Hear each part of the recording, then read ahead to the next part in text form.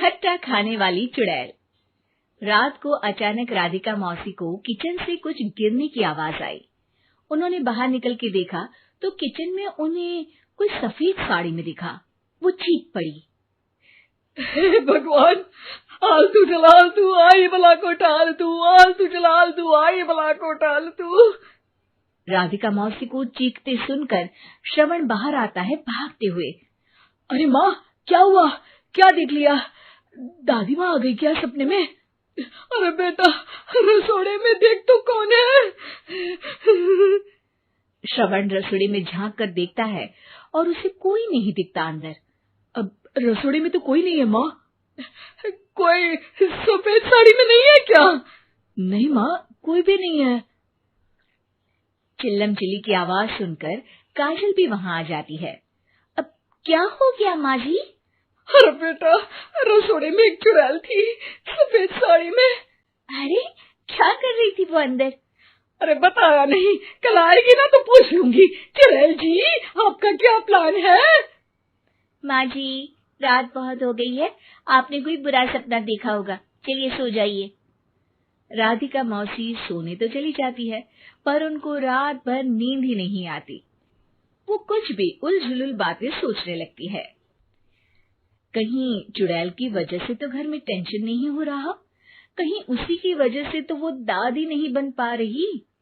सुबह जब राधिका मौसी रसोड़े में छानबीन करती है तो पाती है कि नींबू का अचार गायब है। चुड़ैल नींबू का अचार ले गई, मुझे तो ठीक नहीं लग रहा कुछ। चुड़ैल को भी पता है कि जिंदगी का असली मजा तो खट्टे में ही है। राधिका मौसी झट से श्रवण को फोन कर देती है। बेटा, मुझे समस्या समझ में आ गई है, हमें एक तांत्रिक की जरूरत है। अरे क्या बोल रही हो माँ, तांत्रिक की क्या जरूरत है? आप पूजा पाठ तो कर ही रही हो ना। आलतू जलालतू मंत्र सारे फालतू जैसे कुछ मंत्र पढ़ो, चली जाएगी अपने आप चुड़ैल।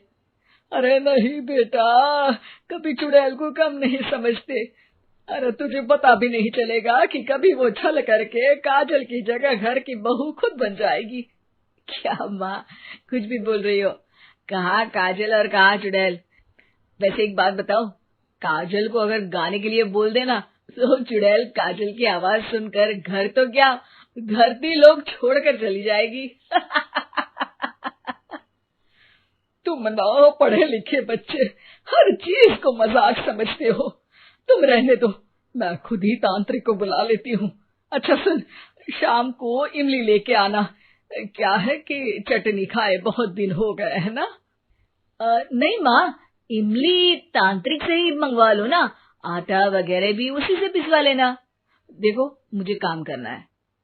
श्रवण रात को कई तरह की सब्जियों के साथ माँ के कहने पे चटनी के लिए इमली भी ले आया था, लेकिन राधिका मौसी के दिमाग में अलग ही फिल्म चल रही थी।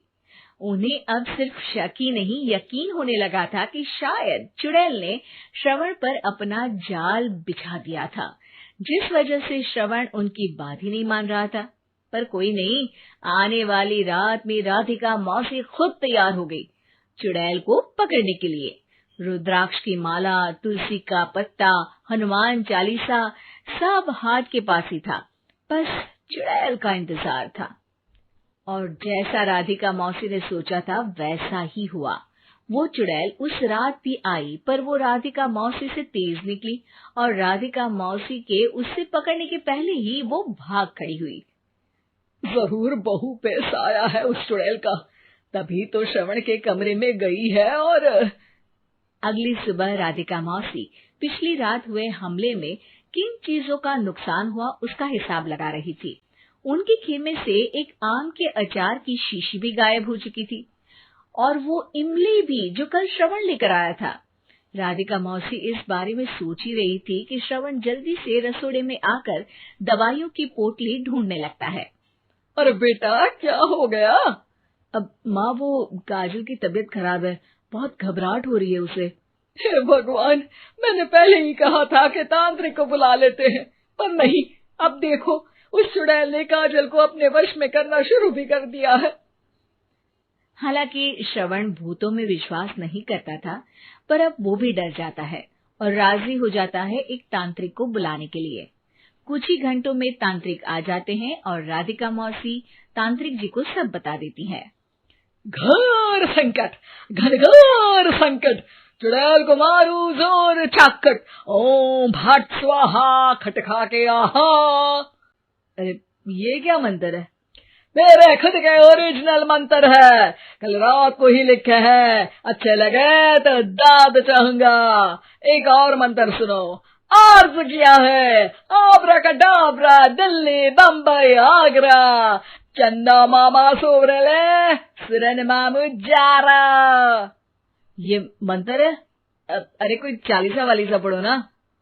वक्त कम है, 40 नहीं पड़ेंगे, 20-25 में काम चलाना पड़ेगा।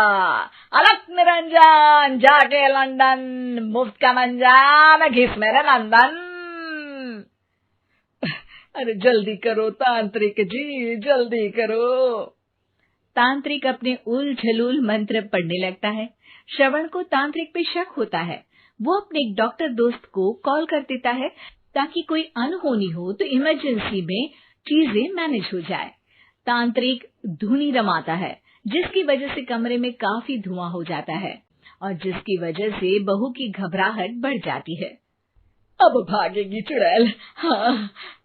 बहू खांसते हुए धुएं से बचने के लिए बाहर चली जाती है। अरे भाग रही है, भाग रही है। पीछे पीछे श्रवण भी जाता है। बहू एक सोफे पर बैठ जाती है। तभी डॉक्टर दोस्त आ जाते हैं और श्रवण को पानी लाने के लिए कहते हैं। थोड़े चेकअप के बाद डॉक्टर कहते हैं, मेरे हिसाब से जाप का काम पूरा हो गया है। क्या मतलब? अरे कुछ भी नहीं माँ, कोई चुड़ैल नहीं है, खुशखबरी है, अब दादी बनने वाली है। मगर वो सब अचार के डब्बे। श्रवण दोनों अचार के डब्बे अपनी माँ को दिखाता है, जो कि उनके बिस्तर के नीचे छुपे हुए थे। आपने सही बोला था माँ, वो चुड़ैल काजल ही थी जो खट्टा खा रही थी। हमें कल ही पता चला, पर हमने आपको ये तांत्रिक वाला काम करने दिया ताकि आपको भरोसा हो जाए कि भूत वगैरह कुछ होता ही नहीं। अच्छा अच्छा, ये तो बड़ी खुशी की बात है, पर बेटा मुझे एक झाड़ू तो ला दे। क्यों माँ? ये तांत्रिक का भूत उतारती हूँ मैं। अब तांत्रिक राधा मौसी के डर से घर से भाग निकलता है और राधा मौसी उसके पीछे भागती है। अरे संकट ये घनघोर है, तांत्रिक मुआ चोर है।